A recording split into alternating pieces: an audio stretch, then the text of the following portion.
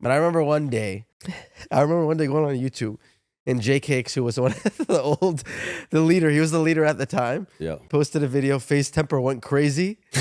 He hacked the channel. I was like, "What's going on?" Like my whole world was crumbling, bro. Like I swear to God, I was a huge fan. Yeah, it really bothered me. Like clearly something major happened. He said literally he put out like it wasn't even a vlog. He put out like a black screen with text, and he's like, "FaZe Temperrr's going crazy. He stole the channel. He hacked it. Yeah. He changed the password."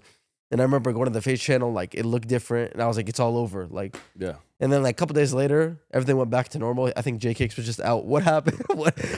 Why did you go crazy? What you hacked the channel? What happened? So yeah, at the time, dude, I was literally doing everything. Like I'm not exaggerating. I was doing like 95% of the work. Like the other 5% was people just getting like hitting trick shots and stuff like that. There was a couple of videos that were made. You know, my first month after joining FaZe, I recruited Slasher. Slasher joined in September. Shout out Slasher. Yeah, love that dude. Amazing guy. I think I recruited maybe a few people, maybe 3 people. Was doing everything, right? When that happened, was top 5 trick shots out? That was before, right? I think before. This was like this happened. This is way still before. 2010. I just wanted to be a leader of the team because I was a leader of the team, right? And so I wanted my title next to Resistance and Jaycakes as leader.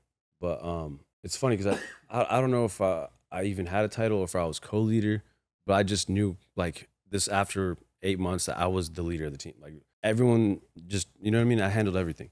And so Jaycakes was denying me that. Like he was just like, no, like that's not gonna happen. And so I just was kind of over it. I was like, okay, well this is ridiculous. I'm not gonna be somewhere where I'm not, wanted, right? And so I left for a day. Like I was out of FaZe. I was just like, I'm done with this. And then a day goes by and I was like, hold on.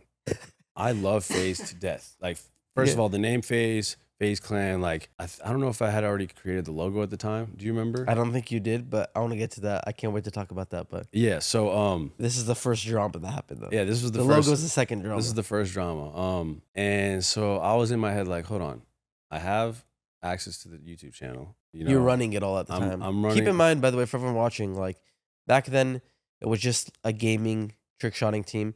Most people, that's why a lot of the early FaZe members disappeared, because nobody took it serious. Yeah. Like it wasn't something that people really cared about. It was just like a hobby. So Tommy was probably the first person to look at it like this has potential to be a big thing. Yeah. And like had that vision. And money was not involved. It wasn't money, no, it was just a vision of building something. Yeah. And most people, it was like a hobby they did at night. Yeah. But then they did school and then they literally left forever. Like they would leave, like he said, like people would just disappeared, stopped logging on to Xbox, and you didn't hear from them. Exactly. Clips, for example, one of those people. He got the red ring of death, and we had no idea, but he was gone. Yeah. And I didn't talk to him for years, and I always wondered, where's Clips? Where's Clips? And like, because there was probably it was probably just all through Xbox, right? Bro, I actually, like, I really liked the kid back then, and I searched his name up on Facebook. I was trying to find him. I was trying to get access. Like, I was trying to like see what happened, because all of a sudden he's just gone. Yeah. And there was nothing else. Like, and so and it's literally he got the red ring. He got the red ring. Didn't want to buy him another Xbox, right? Yeah, exactly. That's how it was in 2010. Yeah. So for Tommy to have this vision of building it into something else, it's like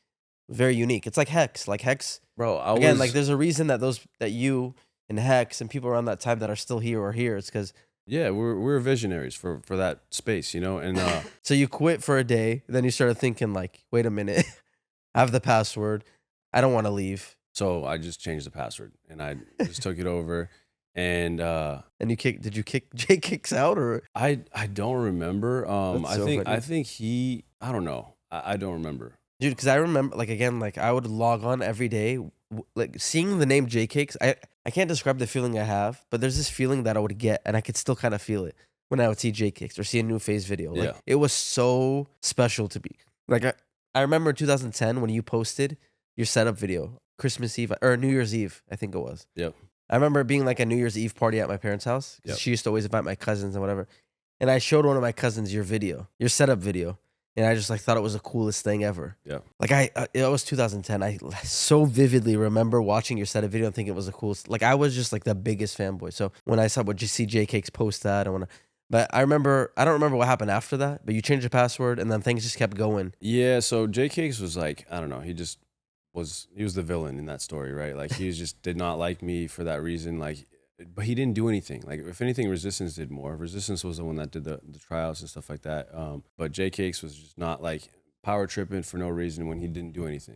Yeah. I was doing everything. I was editing all the videos. I was posting all the videos, recruiting the players and stuff. Really just like building this. And so, you know, just took it over. Like people, the thing is, when I left, like Slasher and other people were ready to leave with me Yeah. because they knew that I'm the one that's building this. And so I was like, this is stupid. Like it's FaZe. Like we're building FaZe. This is it. And so change the password and then continue building. And I don't know, whatever Jaycakes put out that video. So I think that's when we removed him. I don't think I just removed him as soon as I wouldn't, that doesn't sound like me. You know what I mean? Yeah. Just to jump ahead, because I think we could stay here for 5 hours probably.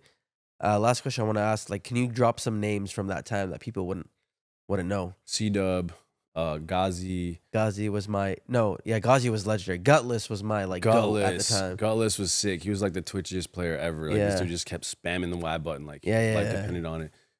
Hit some insane shots and stuff. Who else? No, DZ. Yeah. Dieso. No, DZ. It's D-E-E-Z. Oh, sorry, Dieso. Dieso, you make content now. Shout out Dieso. He's like, he still makes COD content. DZ, you're right. DZ, who else? There's Mala. That was like right after, around the same time as you. Mala was my rival at the time. Yeah. Shout out to Mala. No, you know, I was just a 14-year-old hater back then. But, TSU. Recon, because when you said you got recruited to Recon, that's like throwback for me. There was some random names early in 2010 that I don't even know. That's why I was kind of asking you. Good times. That was really it, you know. I love meeting people to this day that were around at that era. That's like, those are my favorite people to talk to, because it's just like, if you're there, you just know how special that time was. Back then, it was all about, oh, go ahead. Sorry. No. I just think it was just, that experience was like, you can never replicate what that was in 2010, 2011. It was so special. And if I ever meet someone and they genuinely like bring up stuff about that time, there's like a special connection that you have. 100%. Yeah. Like, to that, this is what I was talking about in the interview yesterday with the guy. Like, this is like, he asked me, what's the most proud moment of FaZe? And there's not like for me, it's not like a singular moment. Like the other night was actually really special with the FaZe guys. Yeah. Like playing CS with them. That was really sweet. But there's not a singular moment per se. It's just more like whenever someone tells me I grew up watching you, that to me is like, wow. You know what I mean? Like, like I know what that means, because when I met Shane O'Neill, who was one of the greatest skateboarders alive, and I met Nigel that same day. But when I met, like, I freaked out. Like, I saw him. It was in 2015. It was at X Games. We won silver. It was Call of Duty was being played at the X Games. We won silver. I saw him on Sunday at this bar when we were pre-gaming for the Red Bull party. And, bro, I was like, I couldn't believe it. Yeah. And I grew up watching this guy, but I grew up watching him skateboard. Yeah. You know what I'm saying? I didn't know what his personality was like, but I knew how he skated. It's similar to when someone watches you doing, like, hitting trick shots and stuff, but you're not seeing the person, right? Just from skating, like, I love this guy. Yeah. Right? You can kind of tell what someone's personality is like, though, through the way that they're trick shotted, or the way that their their episodes looked. 100%. There was a vibe. Like, you can tell who you vibe with. Like, Gutless. Yeah. Like, I was attracted to that style. Like, I knew I liked that type, you know what I mean? For sure. But the difference is, when someone says that they grew up watching me, it's like, I assume most people, it's probably like New York House. Especially you. I feel like especially you, it's like early. Yeah. Like, I think you, if anyone tells you that, they were probably like me, like saw you trick shotting when you were FaZe Temperrr, you know, in 2012, 2011, like. But also vlogging. Yeah. So you got to really see like how I was and like how my life was, because I used to vlog my life. I used to.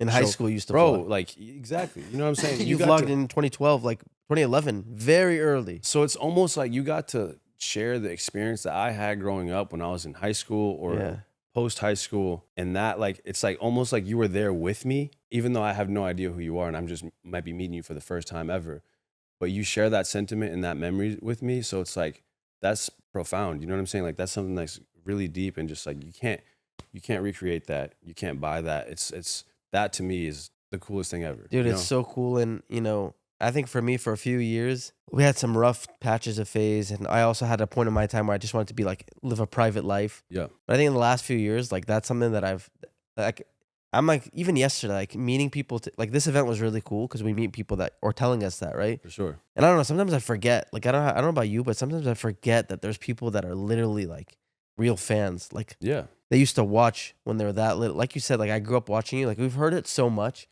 but when you really realize, like, they used to watch us like a TV show. You know what I mean? Like, Yeah. and these people feel like they know us personally. Yeah. And even me, like genuinely, when I meet someone from that era, there's something about like it does feel like we share. Like I know it's the first time we met, but there really is a special like Connection. weird connection Yeah. that you can't describe or explain. Yeah.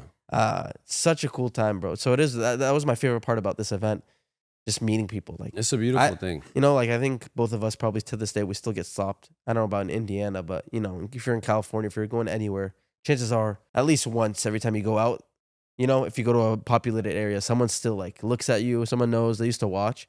But coming to events like this, the amount of people coming up, so many different types of people. For sure. Like, you know, like literally some guy told me yesterday, like I'm finishing my master's and I started watching you when I was in like going into middle school, like stuff like that. You know, with this podcast, one of my favorite things is so many people are like, yo, I used to watch you guys.